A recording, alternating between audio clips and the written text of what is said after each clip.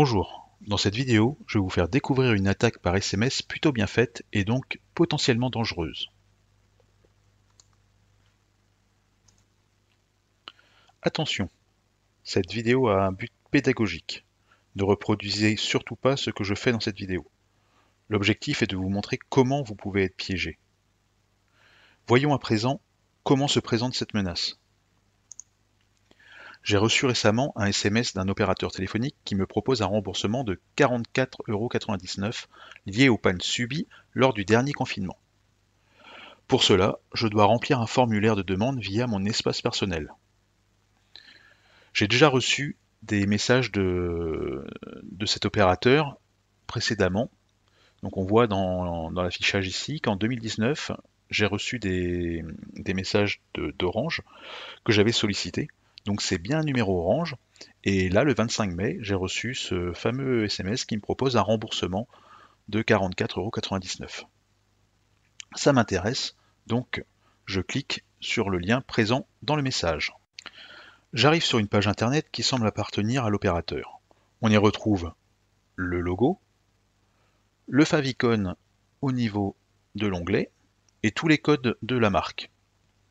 On peut même voir que le site internet est en HTTPS. On me demande ici de remplir mon numéro de mobile, donc je le fais et j'appuie sur le bouton Continuer. Le formulaire me demande à présent de renseigner mon adresse postale ainsi que ma date de naissance.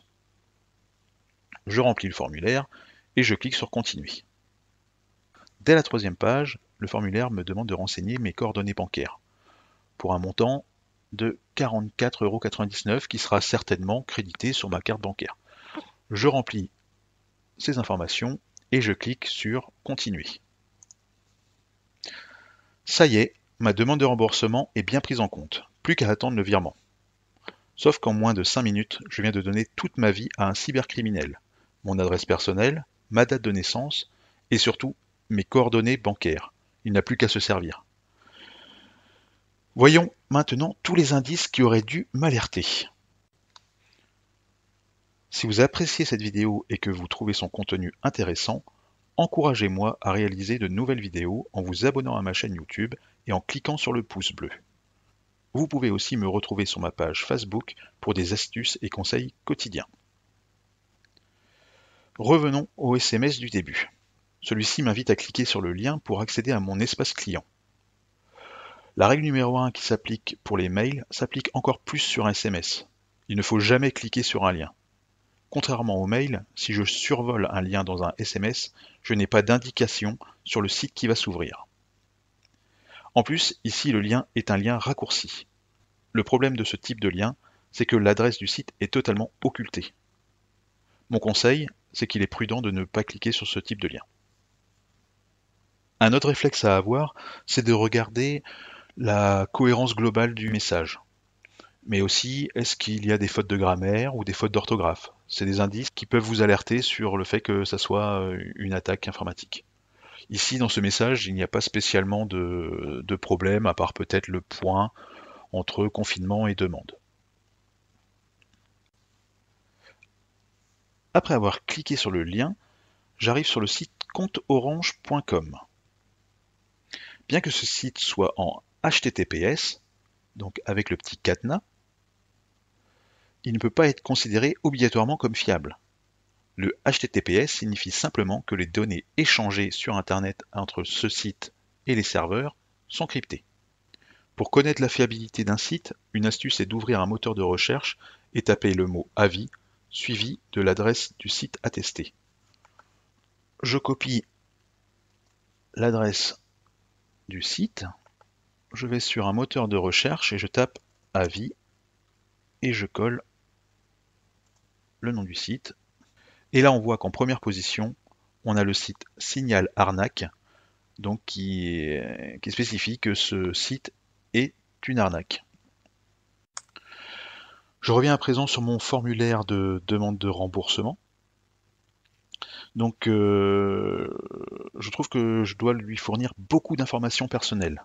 Donc, mon numéro de téléphone, mon adresse et ma date de naissance, ainsi que mes coordonnées bancaires. Pourtant, si je suis client chez l'opérateur, celui-ci possède déjà toutes ces informations. De plus, il était indiqué sur le SMS que ma demande de remboursement devait être faite via mon espace, certainement mon espace personnel. Or, le site internet ne me demande jamais de me connecter à mon espace client. C'est ce type d'incohérence qui doit vous alerter. Dites-vous que dès que vous devez renseigner des informations personnelles sur un site, vous devez être prudent et méfiant. D'ailleurs, si je retourne sur le site compteorange.com, en regardant de plus près, on peut remarquer qu'il s'agit d'un faux. Déjà dans un premier temps, on voit qu'il y a la barre du menu. Hop, et si on va sur les menus, on peut cliquer sur rien. Donc en fait, il s'agit simplement d'une image. Ensuite, on voit qu'il y a des liens, donc comment retrouver mon téléphone ou encore besoin d'aide. Si je clique dessus, il ne se passe rien. Après, donc, il faut vous dire que un opérateur comme Orange, jamais il ne bâclera comme ça un site. Là, les pirates font au plus vite pour rentabiliser au plus vite leur arnaque. Donc il y a des incohérences, donc aussi bien le menu ici qui est une image, pareil pour le pied de page, on ne peut cliquer sur aucun des menus, et aussi les liens. Donc si vous voyez ce type de site où vous ne pouvez pas cliquer sur certains menus ou sur certains liens, dites-vous que c'est une arnaque. Donc le conseil que je peux vous donner avant de renseigner des informations personnelles sur un site internet, c'est d'être curieux et de naviguer un peu sur le site. Donc voir les différents menus, les différents liens, est-ce que ça fonctionne, est-ce que ça fonctionne pas. Vous pouvez aussi aller sur tout ce qui est information légale. Donc essayez de trouver des indices pour voir si le site est fiable ou pas. Pour résumer cette vidéo, qu'est-ce qu'il faut retenir? Donc face à un message aussi bien mail que SMS, qu'est-ce qu'il faut vérifier? La cohérence générale du message, voir s'il y a des fautes de grammaire, des fautes d'orthographe. On ne clique pas sur les liens, ni sur les pièces jointes, surtout si on ne sait pas ce qu'il y a derrière. Et aussi si le message que vous avez reçu n'est pas sollicité. Enfin, avant de remplir un formulaire sur un site, vérifiez la fiabilité du site en faisant une petite recherche dans un moteur de recherche. Et soyez curieux, visitez plusieurs pages, notamment les mentions légales, où vous pourrez déterminer si le site vous paraît fiable ou non. Le mot de la fin est qu'il faut rester prudent. Comme le montre cette attaque, les pirates usent de techniques de plus en plus sophistiquées pour berner leurs victimes. Au besoin, en cas de doute, n'hésitez pas à faire appel à un proche. J'espère que cette vidéo vous a été utile et vous a plu. Je vous souhaite pour ma part une bonne journée et vous dis à bientôt.